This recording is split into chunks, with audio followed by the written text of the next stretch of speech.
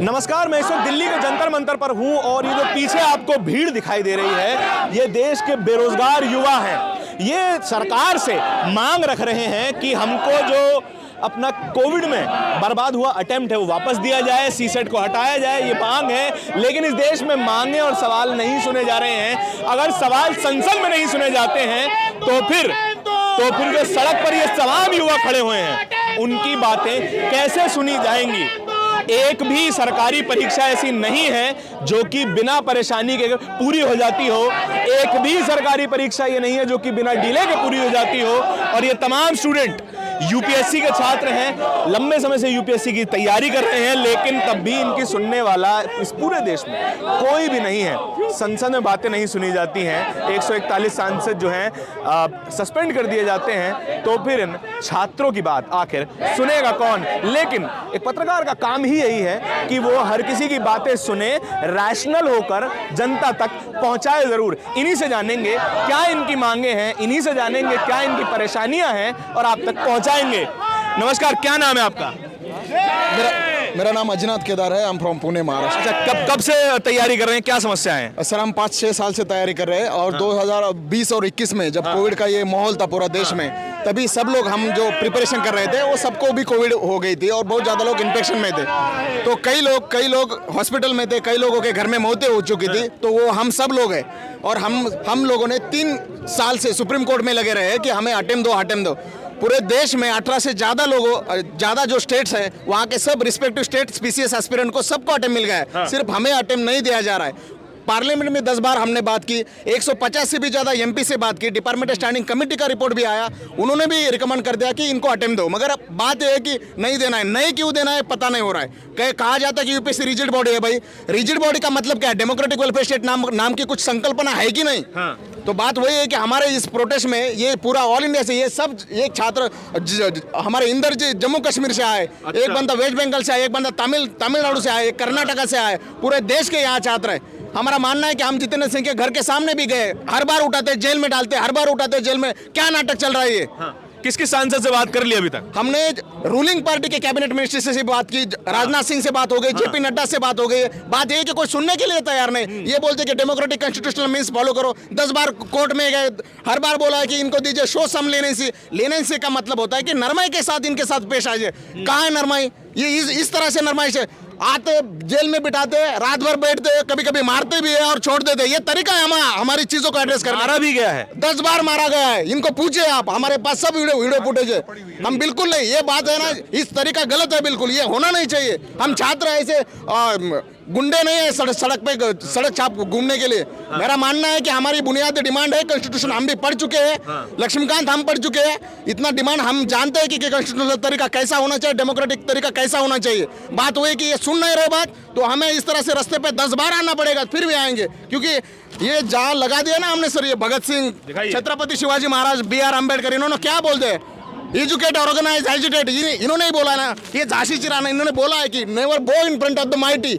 किसी के सामने झुकना क्यों है? अगर अन्याय हुआ है तो अन्याय है, किसी भी हाल में इस अन्याय का निराकरण होना ही चाहिए। अगर नहीं हो रहा है तो रास्ते पे 1 नहीं 100 बार आएंगे। इंकलाब, इंकलाब, इंकलाब। अच्छा, ये बताइए कितने छात्र हैं जो इस पूरी समस्या से प्रभावित हुए हैं? कितने हैं देश में? 2000। आप तो जानते हैं कि किसी भी जितेंद्र सिंह जी से भी पूछो कि 10 बार, एक बार अगर फॉर्म निकलते तो 10 लाख से भी ज्यादा फॉर्म भरते।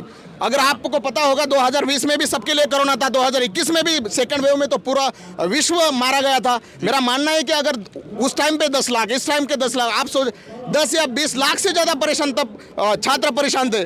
तो मतलब ये है कि नहीं, बाकी स्टेट पीसीएस को देंगे मगर हमको नहीं दे। अरे भाई, हमने आपका क्या गुनाह किया है? आप तो दे दो ना अटेम्प्ट, क्या दिक्कत है आपको? अगर आपने बोला कि नहीं कोर्ट में चले जाओ, कोर्ट बोल रहा है आप दे दीजिए। डिपार्टमेंट स्टैंडिंग कमेटी, आपके बाजू में बैठने वाला कैबिनेट मिनिस्टर बोल रहा है कि अरे भाई दे दो इनको, फिर भी आप नहीं सुन रहे। आपकी प्रॉब्लम क्या है? आप बताइए हमें। अच्छा, आप बताइए कि महिलाओं के लिए तमाम चीजें अतिरिक्त ज्यादा कठिन हो जाती हैं, आपके लिए और क्या क्या समस्याएं हैं? जी देखिए, लास्ट 5-10 सालों से ये हमने नोटिस किया हुआ है कि यूपीएससी एक तो पहले बहुत ही अच्छी तरीके से काम करने वाली बॉडी है, ऐसे नाम से बहुत इनका एक रेपुटेशन है, मेंटेन करके भी रखा है इस इंस्टीट्यूशन ने। लेकिन कुछ सालों से ये दिखाई देता है कि इन पे यही बॉडी पे बहुत सारे सवाल उठाए गए हैं, इन पे बहुत ज़्यादा इनके नाम के अगेंस्ट, इनके डिसीजंस के अगेंस्ट के पूरे एग्जाम कंडक्ट के ऊपर काफ़ी सारे सवाल खड़े किए गए हैं। नॉट जस्ट कोविड वाला कंपनसेशन का इशू, लेकिन जो अभी सीसैट वाला मुद्दा है उसके ऊपर भी इन पे सवाल उठाए गए। बहुत टाइम से यहाँ प्रोटेस्ट भी हुआ गया है। तो देखिए, ये जब भी एग्जाम कोई अगर महिला छात्र देती है तो उनको ना ही आपकी पढ़ाई वगैरह हो, लेकिन उनकी जो सोशल रिस्पॉन्सिबिलिटी है उनके साइड में एक फाइट करना पड़ता है। ये शायद जो जनरल कैंडिडेट्स है उससे भी डबल वाले एक वहमी है कि उसके ऊपर वो आपको ये सभी पूरी चीज़ों को जैसे कि आंदोलन में महिलाएं ज़्यादा नहीं आ सकती है, उनको इतने घर से कंपल्शंस होते हैं, उसके ऊपर वो पढ़ाई करती है, उसके ऊपर फिर अटेम्प्ट्स निकालती है। जब यूपीएससी खुद चाहती है कि महिलाएं सबसे ज़्यादा आगे आए तो आप लाइए, रिफॉर्म्स लाइए हमारा। लेकिन वो तो कह रहे हैं कि हम पहली पार्टी हैं जो रिजर्वेशन में महिलाओं को अलग से दे रहे हैं, हम पहली पार्टी हैं जिनके कैबिनेट में महिलाएं सबसे ज़्यादा हैं।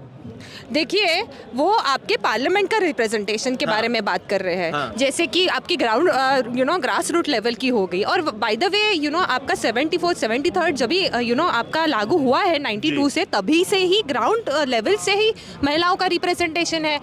ऑलमोस्ट 50-50% आपको रिजर्वेशन दिया गया है। लेकिन यहाँ बात हो रही है आपके ब्यूरोक्रेसी की। यहाँ से जो चुन के जाएंगे, सिलेक्ट हो जाएंगे कैंडिडेट्स, वो आपकी ब्यूरोक्रेसी, आपका देश पूरा चलाएंगे। और वो होता है ना, हमारे इसमें कहा जाता है कि पॉलिटिशियंस आए या गए, लेकिन ब्यूरोक्रेसी है ना वो खड़ी रहती है, क्योंकि वो उसके ऊपर आपकी पूरी देश की डे टू डे एग्जीक्यूशन शुरू है।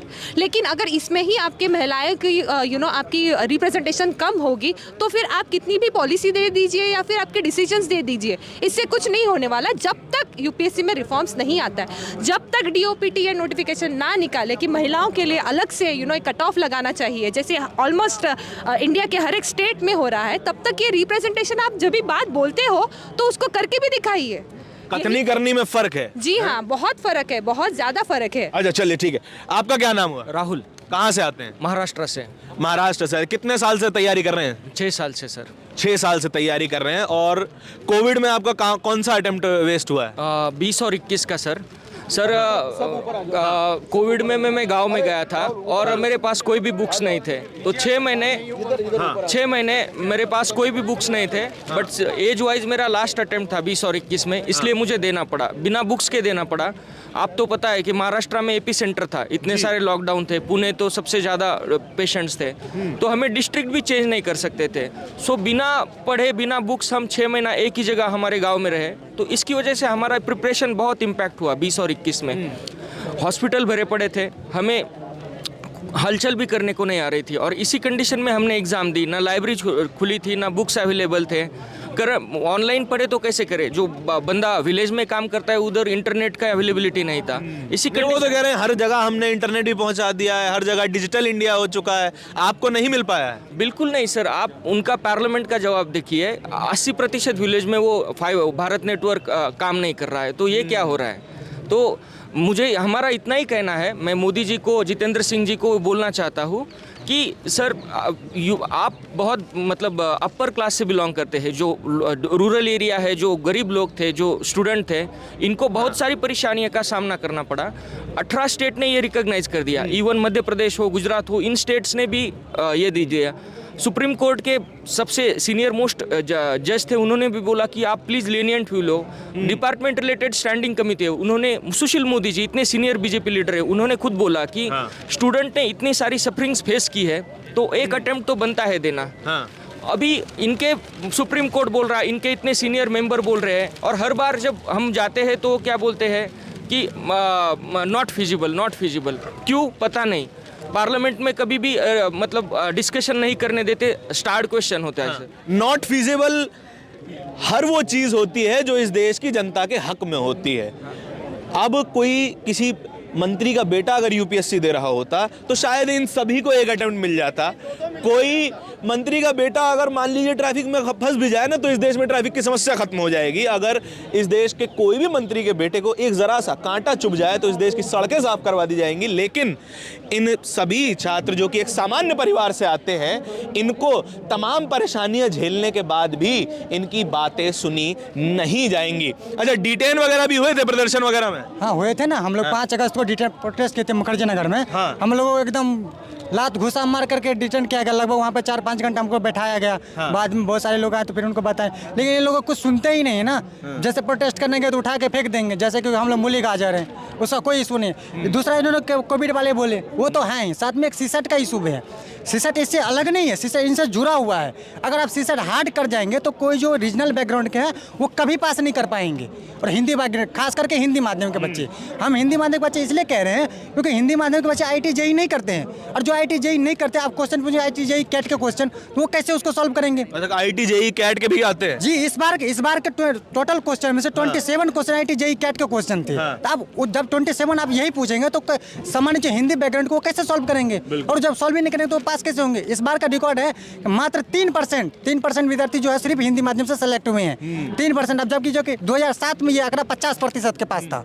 आप इस हिसाब से देख सकते हैं। हाँ, देखिए, जो कहते हैं भैया हिंदी को बढ़ावा देना चाहिए, तमाम राज्यों में हिंदी भाषा को कंपलसरी करना चाहिए कही जाती है, तमाम बीजेपी के नेता ये बातें कहते हैं। लेकिन जो हिंदी माध्यम से एग्जाम दे रहे हैं उन बच्चों की हालात आप यहाँ पे देख सकते हैं। इनके हाथों में किताबें होनी चाहिए थी, इनको अपने कमरों में बंद होकर अपने टेबल में किताबों में मुंह अड़ाकर पढ़ाई करनी चाहिए थी। लेकिन ये मजबूर हैं दिल्ली की सड़कों पर आने के लिए, बात ये कहने के लिए कि हमको पढ़ाई करने का एक और मौका दीजिए, हमको मेहनत करने का एक और मौका दीजिए। मुफ्त की नौकरी कोई नहीं मांग रहा है इस देश में, हर कोई यही कह रहा है कि हमें और मेहनत करनी है, हमको एक एग्जाम देने का एक और मौका दीजिए। आपका क्या नाम हुआ? मेरा नाम जयमीन है। अच्छा, कितने सालों से तैयारी कर रहे हैं आप? मैं 4 साल से कर रहा हूँ। हाँ। तो कोविड में क्या हुआ था सर, हमको सबको पता है कि पूरी वैश्विक महामारी आ गई थी। तो हम लोगों ने फिर उसको प्रायोरिटी देके इसमें लग गए। हमको खुद को कोविड हुआ था, मेरे 2-3 दोस्त थे वो तो एक्सपायर हो गए थे जो रेसिडेंसी कर रहे थे वो। हम तो उस वक्त। अच्छा, तो आप डॉक्टर भी हैं? हाँ, डॉक्टर हूँ मैं। और हमने उस वक्त हमारे छुट्टी के लिए भी अप्लाई किया था। हाँ। वो ऐसा बोल रहे हैं कि एग्ज़ाम हमने 4 महीना लेट ली, लेकिन लेट लेने का कोई फ़ायदा नहीं क्योंकि 1.5 साल तक हमको कोई भी छुट्टी नहीं मिली है। इसलिए हमने ये तो देखिए फ्रंट लाइन वर्कर हैं, इन्होंने अपने हाथों से तमाम जानें बचाई होंगी, अपने हाथों से तमाम पेशेंट्स को अटेंड किया होगा, और अब ये चाहते हैं कि मैं बड़ी जिम्मेदारी मुझे मिल पाए, लेकिन वो भी इनको नहीं मिल पाएगी सिर्फ इसलिए क्योंकि इन्होंने अपनी ड्यूटी टाइम पे की। इनका यही गुनाह है।